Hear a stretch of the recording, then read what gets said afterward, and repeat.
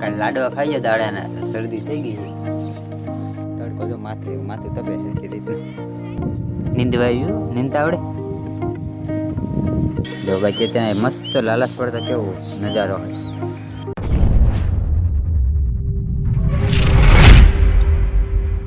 Hello ગુજરાતની public, કેમ છે બધાના? બધા મજામાં જશો બધાને. જય માતાજી. તો અત્યારે આવી ગયા છે લગભગ 9:30 અને હું અત્યારે આવ્યો છું આપણી વાડીએ. એટલે આપણી જે બીજી વાડી છે અહીંયા હું આજ આવ્યો હોઉં. જો અત્યારે જે આપણે પહેલાં આગલા વિડીયોમાં બતાવી ત્યાં મેથીની નાની હતી, અત્યારે જો ગાજર ને મેથી ને બધું મોટું થઈ ગયું, પાકી ગયું. હજી હું એને છેલ્લે જે વિડીયોમાં આવ્યો હતો ત્યારનો હું પણ અહીં નથી આવ્યો. હું તે દિન આજ આવ્યો, કારણ કે અહીંયા કણે હું જ્યારે સુરનગર ગયો પછી અહીં જે વેકેશન પડ્યું પછી હું પહેલી વાર આવ્યો અહીં પણ. એટલે જો અત્યારે આ બધું આવડું થઈ ગયું. ત્યારે આપણે ઓલા આ રજકામ પાણી વાળતા હતા અને ઘઉંમાં જો ડુંડી આવી ગઈ, ત્યારે નથી આવી. અને મેથી કંઈક જો આવડી થઈ છે, એટલે કે ખાવા લાયક થઈ ગઈ છે જો. અને આ છે ગાજર પાચ્યા એવો લાગતા નથી. જો આવડા હે જ, લગભગ તો નહીં પાચ્યા. ચાલો હવે આપણે જવાનું છે બીજી વાડીએ હતી. જો જ્યાં આવડા થયા છે, જ્યાં કણે વાઢેલી છે મેથી. અને આ છે અહીં કણે ડુંગળી એકલા. હા, ડુંગળી છે અહીંયા, એ લહણ એમાં કંઈ ઓળખાય નહીં. આવું છે. ને આપણે જો આમાં મૂળા છે. આપણે હું આ વાડીએ બધું વાવેલું જ છે, બધું શાકભાજી ટોટલી બધું ક્યાંય લેવાનું ન હોય. મોસ્ટલી આપણે વાવી દેવાનું. આ મેથી ને ગાજર આવું બધું લેવાનું ન હોય. જો આ ડુંગળી છે, આ ઓલા શું કહેવાય એને, ધાણા શું એવું કંઈક છે આ એ છે. અહીંયા આગળ છે લસણ આપણે લહણ કે એ લહણ છે ગામડાની ભાષામાં. જો ચાવીને આગળ પડે આ પાયરીમાં. અને આ ઘઉં છે, ઓલા ખેતરમાં ઘઉં છે. એટલે આપણે વસ્તુ ગણાવું તો કેટલું થાય? લસણ, ડુંગળી, મૂળા, ગાજર, મેથી, ધાણા, આવી બધી વસ્તુ આપણે વાવેલી છે. ઓલી વાડીએ જે શાકભાજીમાં ટમેટી, રીંગણી, કારેલી ને એવું બધું. એટલે આપણે મોસ્ટલી અહીં શું એવું જોઈએ. ચાલો જ આપણે ઓલી વાડી દાનું પાણી વાળવા લાઈટ આવી ગઈ છે. આપણે અહીંયા પાણી ચાલુ કરી દે એટલે વેળે પી જાય. એ બધું પાવાનું છે. જો તો આપણું છે કંઈક આવે આપણી બીજી વાડી. તમને આગળ પણ એક વિડીયો બતાવી દીધી, જોયું હોય તો. ચાલો તો હવે જાય ઓલી વાડીએ પાછા. હું મારા મમ્મીને મૂકવા જ આવ્યો હતો, કીધું તમને બતાવી દઉં. ચાલો તો હાલા જઈ જ્યાં આગળ સ્ટાર્ટર છે એમાં મોટર અત્યારે ચાલુ જ થઈ ગઈ. કારણ કે અહીં જે ભાગમાં વાવ્યું ને, આજે અમારા પાડખેનું ખેતર રહ્યું ને એમાં ભાગમાં વાવેલું છે. તો અહીંયા પાણી અત્યારે જાય, અહીંયા ક્યાંય વારવા નથી. આપણે ઓલી વાડીએ વારવા જવાનું છે. ચાલો તો જઈ અહીંયા. તો ગાઈઝ અત્યારે આપણે આવી ગયા છે આપણી બીજી વાડીએ. એટલે પાણી ચાલુ થઈ ગયું છે. અમારા ભેગો જો છે પાણી વાળો આવ્યો છે. ટોપો જો કેવો પહેર્યું તો ભેગો આવ્યો. કાલે લાડવા ખાઈ ગયા દાડાના શરદી થઈ ગઈ છે. પાણી ચાલુ છે. ચાલો આજ ત્રીજો દી છે પાણી વાળવાનો ઘઉંમાં. હજી નથી પી રહ્યા. ચાલો એ પાઈ દઈ. આજ જાજુ નથી, એકાદી છે. પછી ખબર નહીં, લગભગ રીંગણી વાળવાનું થાય છે પાણી. આ રીંગણી તો પાવે નહીં, એ સુકાઈ જો આવું. ચાલો પાણી વાળી લઈ નહીં. આ તમે આ નાકા ભરાવા શીખવાડું પાણી વાળતા. મારે અહીંયા ભણવાય નથી જતો.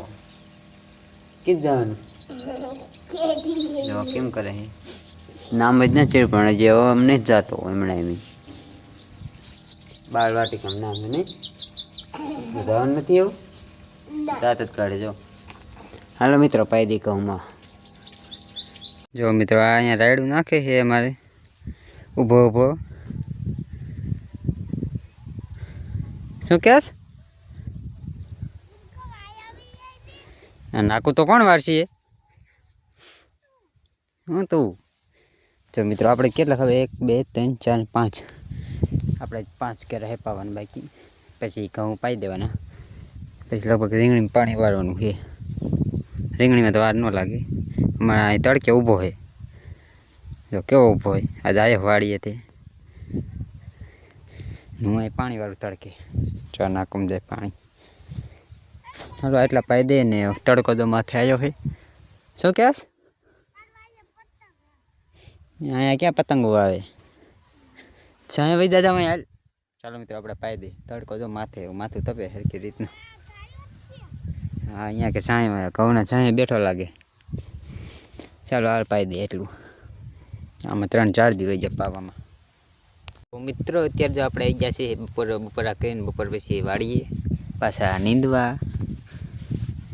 જો બપોર પછી અમારા બગ્ગુબેન હારે આવ્યા અનુડી આવી અનુબેન. બોલ 2 શબ્દ ઊભી ઊભી દાંત કાઢે. નીંદતા આવડે? નીંદવા આવ્યું નીંદતા આવડે?